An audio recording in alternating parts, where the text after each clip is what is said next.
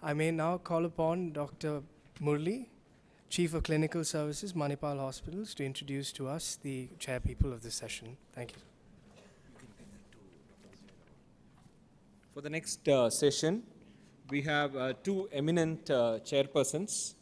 I may have the honor of introducing, may have the honor of calling them first on stage and introducing them. I call upon Dr. Vijay Agarwal and Dr. Nabeen Patnaik to come over to the dais, please. And Dr. Vijay Agarwal doesn't need any introduction, but I'll just say a few of his parameters for this, for this august audience. He is presently the President of the Confederation of the Medical Associations of Asia and Oceania. Dr. Vijay Agarwal is one of the founder members of CAHO, and he's been in the executive committee of CAHO since inception. He also plays a very active role, and I'm fortunate to interact with him in the accreditation committee of NABH, which grants accreditation to all the organization. He's the co-chairman of the accreditation committee. Dr. Nabeen Kumar Patnaik is the vice president of CAHO, and he is also a director and a chairman of Dr. Patnaik's Laser Eye Institute. With these few words, I hand over to the chairpersons to take the session forward. Good afternoon, friends. It's my pleasure really to chair this session on technology and how can technology be changing the face of healthcare. And in fact, I find that this session is so important that I'm going to skip a lot of talk, which I can keep talking about the presenters who have their biodata, which can take up the whole time. But we have three very eminent people here. We have Dr. Naveen Chitkara, who is a neurosurgeon himself. He is an NABH assessor who has developed a program which all of us, he will be kind of showing you as we kind of present. So, and then we have Mr. Uday Kumar, and Uday is somebody who has been in United States, has been working in a lot of areas of technology, and now at the moment he is leading what is known as OHM technology. And he also has worked towards developing software which can be extremely useful for the healthcare, but especially today we have asked him to show his prescription software which can be used by individual clinicians and everybody. And then we have Bernard, Claudius Bernard, who is looking after IBHAR technology. And IBHAR is already in fact doing a lot of things with CAHO. We are very, very proud to kind of be associated with him and his work. He is helping us in developing a lot of things along with CAHO. So we have these three people. I'm really skipping, I'm not doing justice to their individual data. The reason being I want this time to be given to them for their presentation. So not really kind of skipping that. So yes, Uday, you have to speak, but kindly stick to your time. I know that you could go on for 45 minutes, but you only have 10 minutes. Sure, thank you so much. And good afternoon to everybody. Hope everyone has had a good lunch and woken up, so I don't have to wake any of you up. So thank you so much for this invitation. I can see out here a fantastic audience, and I'm actually thrilled to be here. I've lived in the States for 27 years. I've been working in quality and healthcare and technology for the last 9. Work in Asia, Middle East, NHS in the US, in UK, and in the US. And for the last 8 years, we've been trying to do the same thing in India. So I have a lot of experience in India as well, and I want to talk about that. The thing that I want to talk about first, I think, is this morning, and when Dr. Devi Shetty was here, I remembered a statement he had made in another conference I attended. And he said that in 5 years from today, doctors would need a second opinion from computers before they can prescribe anything. And I think that's true, not because computers have become smarter, but doctors have become smarter in figuring out how to automate their work. And I think that's a great credit, and today technology is finally caught up. The thing I want to talk about quality is, there was a good story I heard from somebody that a Japanese quality manufacturer was asked to produce 2,000 units with 0.4% defect. So what he did is he gave 2 groups. one group of 2,000, and another group of 8, and said, here's your 0.4% defects. The rest are perfect. And I think the definition of quality actually is exactly that. It's the ability to identify, segregate, and manage your defects. If you cannot do that, no matter what metrics you measure, no matter what dashboards you use, you're not going to get anywhere. So let me start off with that and then talk about what we're trying to say. Healthcare is extraordinarily complex, and we can see that in the top line is the patient-focused. The second one, the line is about the doctor and the provider-focused. The third line is the payer-focused, and there are so many entities, so many things to do, and this is a small microcosm, and already we got 22 players. So if you think about that interaction, it's extraordinarily complex. If we go to the scenario of what we're trying to do, in healthcare, it's about variability. A 600-bed hospital over 7 years creates 30 million touch points. And it's not possible to manage 30 million touch points without technology. And when you think about the technology and quality, it's about variability. So variability is the reason why you have 80 to 100,000 deaths every year happening in the United States, which are unforced medical errors. And that's the equivalent of 2 Boeing 747s crashing and all people dying every day. So it is a big problem. But if you think about how you're going to take it out of the system, even if you are 90% accurate, you still are producing 2.7 million errors. So you need technology to bring it down to 27, or the Six Sigma. And NABH has done a wonderful job in helping us define what quality is. And when we follow the NABH accreditation, you take quality to a certain standard. So we are here to talk about quality beyond accreditation. So let's start with NABH first. So if you could go ahead and show me the slide.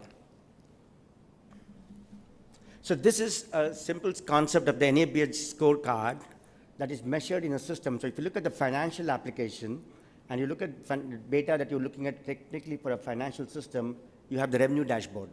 And this is a relatively simple thing to do, right? A revenue dashboard, how much revenue you're generating, what it is, and where is it your margins are and where the margins are not. But that's not the important part. Let's go to the next one, is the administrative dashboard. And here you're looking at saying, what is your conversion from OP to IP? But in conversion to OP to IP, you're also worrying about where your leakages are. How many of the patients actually come back to you? So that's a level of intensity that you can do with actual metrics. When you look at it from a government perspective, what the government would like to do is to think about it from a disease surveillance point of view. And they're looking at the same data and saying, where is it happening as we speak today? The question that comes up in these kind of statistics is data, of course. And then if you look at it from a scenario where we're looking at it again, and I go back to the NABH dashboard, and I take up, let's say, ALOS. I'm looking at the ALOS, and I'm looking at all the patients whose length of stay has been beyond the expected length of stay. And when I look at these patients beyond the expected length of stay, I can then talk about how to treat them. So let's look at emergency. In an emergency, I'm looking at door to needle, door to statin, door to nurse, and the whole treatment of disposition. Now, I can capture all this data and start presenting all these reports, and it's wonderful, and then I can start worrying about benchmarks, international benchmarks, which say that you have to do, the patient comes with chest pain, you have less than 60 seconds to administer aspirin to the patient. How often do you do it? Those kind of questions come up. Let's go to the next one. And this is essentially the actionable dashboard for something called WAP. Now, infection control in the hospital is a very big topic. And that conversation comes up and says, when I have patients on ventilator, how do you control the pneumonia? So you have a dashboard that gives you this, but most important is you get actionable. Now, this is wonderful because it's extremely sophisticated. It covers almost all the areas of quality. It gives you the data that you need. It's available by ward, by nurse, by patient type, so it's classified. That's the beauty of it. The question remains, how do you get this data? Where does this data come from? Who's going to enter it? And who's going to manage it? And that's where we come up with what we think is a genius way of doing it. So we have created a process wherein it is possible, and this is the specific we're talking about here, is a patient is on WAP, so I've actually ordered a ventilation for the procedure for this patient. And as soon as I've ordered a procedure for ventilation for this patient, I sign the order for this particular system, now this patient has gone on ventilation, it immediately creates an alert that says that this patient should now go on a ventilation assessment. This assessment checklist, which is going to come up now as soon as we see, will show up in the cover sheet. And the cover sheet says now a VT risk assessment is required, as a result of which the nurse will essentially select this and will do the ventilator assessment. Now, when this ventilator assessment is being done, the entire protocol on this, including the orders to be done for prevention, is completely evidence-based.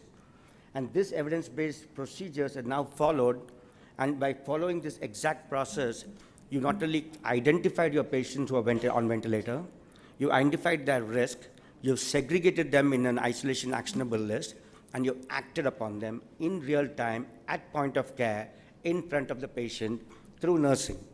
Now what you do is you make this alert appear every 4 hours so that it continues, so there's no need to remember which patient is on what and where do I stand. And these patients need these treatments. So this entire process is done, and as we can see out here, once I've actually resolved it, that particular thing, and I signed this note saying I've now completed the task, the ventilator-associated risk assessment disappears until it pops up again 4 hours later. So it's a point-of-care transaction processing system. And I think this is the trick. The trick is you have all those metrics with point-of-care documentation, which is real-time transaction-oriented, done by doctors and nurses with zero typing. So that's the first part. What I want to show you here in the end, and this is the last 2 minutes, and I'm pretty much done with my presentation, is this is a live case of an outpatient encounter between the doctor and the patient. In this case, the doctor is the pediatrician. You'll have to hold for a second. Hold for a second. This is an outpatient service where this doctor is talking to a pediatric patient in a rural village in West Godavari district. The first time in the world that a point-of-care documentation is happening. And I would like you to watch it. Just imagine the audio. Do we have audio on this? All right, I'd just like you to watch. I don't have anything to say on this. I'm actually done with my presentation.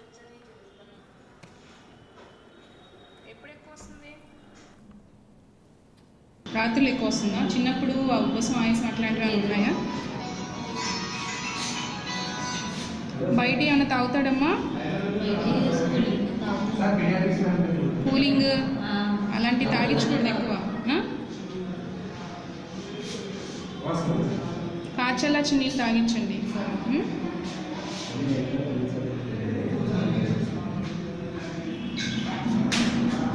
She's placing lab test orders.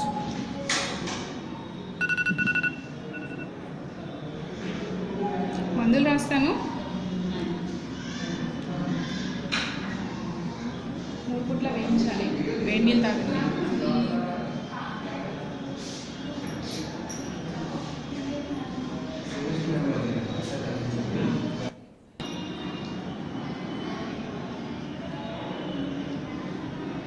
She's placed a third order. She's reconfirming all the orders. Now she's giving advice. And she's giving follow-up instructions, which automatically creates the next appointment. She signs this electronically. All the orders creates a prescription note. The prescription note goes automatically to the patient at the point of care. The lab orders go directly to the lab without the patient having to carry it. The pharmaceutical orders goes directly to the pharmacy store, automatically ready for disposal, and all done within 2 minutes in front of the patient, point of care, zero typing. Thank you.